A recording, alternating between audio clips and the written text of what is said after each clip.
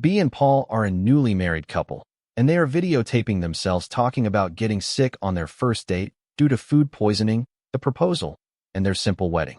On their wedding night, when Paul says, "I love my honeybee," Bea responds by buzzing like a bee. She tells Paul, "Before, I was alone, but now I'm not." They then leave for their honeymoon at a rustic cabin in a secluded forest, which Bea chose for a romantic getaway away from the city. Upon arrival, Paul is surprised by the place and carries Bea into the cabin. Bea shows him around, from the living room to the bedroom, and they end up making love on the bed. That night, a flashlight beam from the woods sweeps across their bed while they're asleep. In the morning, Bea unpacks groceries while Paul makes pancakes. Paul tells Bea to rest her womb after last night. Bea assumes this means he wants to have a baby, but she tells him she's not ready for that step yet. In the bear room, Paul asks about the bear coat hanging on the wall, and Bea explains that her father hunted it. She also shares that she used to hunt tiny frogs when she was little, while Paul admits he has no experience hunting animals. Later, they take a boat out on the lake near the cabin and spend some romantic time together. Bea wants to swim with Paul, but realizes the water is too cold. They return to the cabin and share an erotic shower together. They go looking for a restaurant and find one that almost looks abandoned. The restaurant owner, Will, acts strangely and smashes a dim lamp. He asks them to leave, telling them the restaurant is closed. As they leave, Will stops them, realizing that Bea was his childhood friend. They're happy to reconnect, and Bea introduces the two men to each other. Paul asks if Will was the one who used to wear ice skates, but she doesn't answer. Then Will's wife, Annie, arrives and tells them they should leave. Will stops her and apologizes to Paul and Bea for her behavior, explaining that she has been sick for a while. Will offers to bring them some food, and when Bea smiles, he comments, "There's that smile." She looks confused. They take the food home, but Bea seems upset. Lying in bed, Paul asks her about it. She says she's thinking about Annie's strange behavior. Paul suggests that Will might be treating her aggressively, but Bea defends him. They eventually fall asleep, bragging about how they're the best couple of all. Suddenly, the lights in the cabin begin to flicker, and Paul's alarm starts beeping. Bea, annoyed, asks him to stop it. Since his sleep is broken, Paul gets up and prepares to go fishing. But when he steps outside into the dark, the bait box slips from his grip, and the worms scatter onto the ground. He looks toward the woods suspiciously and checks the time on his phone. It's 3:45 in the morning. He comes back inside, assuming his alarm went off early, and thinks Bea is in the bathroom. But when he realizes she's not there, he checks the rest of the house, thinking she might be playing a prank. Frustrated, he says he's done and goes back to bed. He notices a moth on the kitchen light and moves closer to inspect it. That's when he sees the kitchen door is open. Alarmed, he steps outside, calling for Bea. Scared, Paul enters the woods searching for his missing wife and finds her naked and disoriented in the dark. When he touches her, she suddenly comes to her senses. He brings her back to the cabin. She has no idea how she got there and claims she might have been sleepwalking. But she says she's fine. At least that's what she tells her husband to calm him down. Paul remains suspicious and keeps a close eye on her. One morning, he notices a foul smell and sees Bea making French toast without battering the bread. Desperate, Paul wants her to see a doctor, but she convinces him she's okay. She then offers him coffee, but to his confusion, it's just hot water. She forgot to brew the coffee. Later, they go canoeing, and Paul catches a frog to impress Bea, but she doesn't react. When Paul splashes water with a paddle, she joins in. To prove she's fine, Bea jumps into the cold lake, surprising Paul. Back in the cabin, a confused Paul asks what's going on with her. The stress of the wedding and the long journey seem to be catching up with her now, as she says. Paul doesn't buy it, and when he tries to have sex with her, she stops him. He then notices bite marks on Bea's thighs, which she claims are mosquito bites she might have gotten from the woods the other day. She takes a nap, saying she's tired and wanting to ignore Paul. While she's asleep, he secretly checks the marks on her thighs. He then goes into the woods looking for a clue and finds Bea's nightgown, which is torn all over. Not only that, he also finds a sticky gel and a shoe print. When he returns to the cabin, Paul notices their wedding video playing, and Bea is talking to herself in the mirror.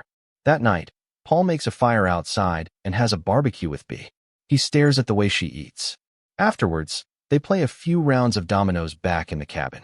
Since Bea is distant now, Paul confesses that he misses her, and they start kissing. But before things go further, Bea stops, saying she has a splitting headache, which doesn't even get better with the strong pills she takes. Paul is shocked, hearing the exact same words she practiced the other day in front of a mirror. Seeing her sad husband, Bea tries to make him happy by pleasuring him. But he stops her and asks her to wear the special nightgown she wore the night she went missing. She becomes furious and says it's with the other dirty laundry, so she can't wear it. The argument escalates, and they end up getting mad at each other. Bea gets up from the bed and goes outside, and Paul sees her. When he follows, she says she just want to get a drink. "Where's your glass?" Paul asks. She turns her back on him. Paul stays awake. Then, a high-beam flashlight sweeps across the cabin.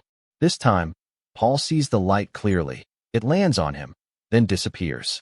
He follows the light and goes outside holding a gun. A dark figure moves away in the woods. Paul runs into the woods and shoots into the sky. By the time Bea comes out and turns on the light, Paul is back in the cabin, drawing the curtains and confronting Bea with what he knows. He shows her the torn nightgown, but she has no idea about it. Paul is convinced that Will is the one who comes at night and signals her to come out. Bea warns him not to ruin their time together by acting irrationally. Neither of them can sleep. They lie in separate beds, thinking. Paul, meanwhile, keeps watch through the window. The next morning, Bea writes something in a journal. Paul approaches her and sees that she's writing about them, including their names, ages, and so on. She says it's nothing and closes the book when he asks about it. When Bea offers to help with breakfast, he refuses. Instead, she brings him a beer to make peace. Then he notices the bite marks are getting worse, and he no longer believes they're just bug bites. Bea gets mad and leaves. Later, they go fishing and express their love for each other. During their romantic moment, Paul finds blood coming from Bea's vagina. She's scared and claims it's her period, but Paul knows it's not. There's too much blood. He insists they should go back to the city, but Bea doesn't want to. When Bea denies everything Paul says, he goes to meet Will to ask about their informal relationship.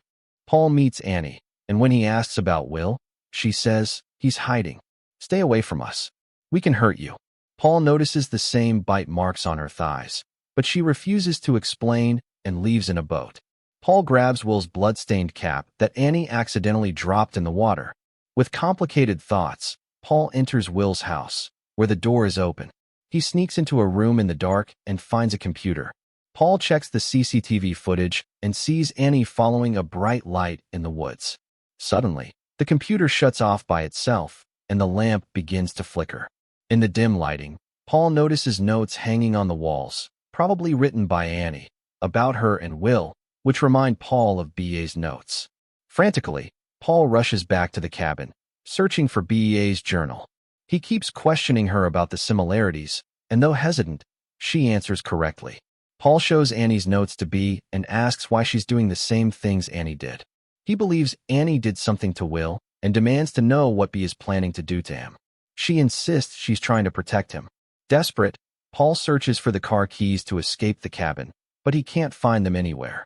Meanwhile, Bea locks herself in the bathroom and begins stabbing herself in the genitals repeatedly. Paul breaks in and stops her. He keeps saying, "I love you, honeybee," expecting her to buzz like a bee. Instead, she says, "We don't remember." The confrontation escalates into a struggle, and Paul ends up tying Bea to the bed. She tries to break free, her erratic and emotionless movements shattering Paul's composure. Driven to madness, he starts acting irrationally. Paul puts his hand inside her vagina and finds the same sticky gel he discovered in the woods.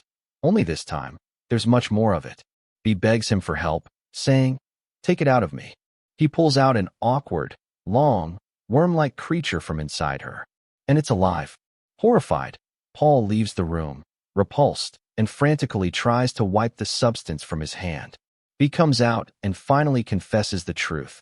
The night she disappeared, she followed the light into the woods.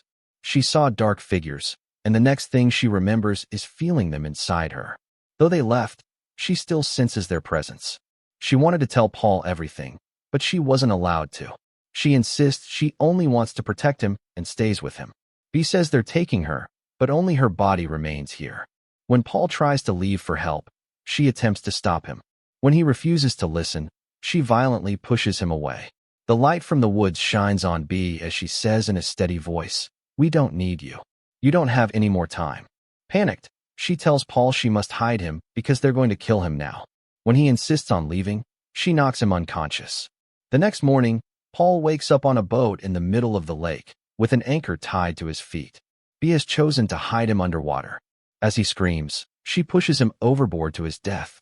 She looks down at the water with a peaceful expression, believing she's protecting him. Bea is now shown deteriorating, her skin pale and flaky. Back in the cabin, she watches their wedding video. The shining light returns. She opens the door and meets Will's wife. Together, they walk into the light. Dark figures appear faintly. The movie ends with Bea saying, "Before I was alone, and now I'm not." Don't forget to subscribe and turn on notifications to watch more videos like this.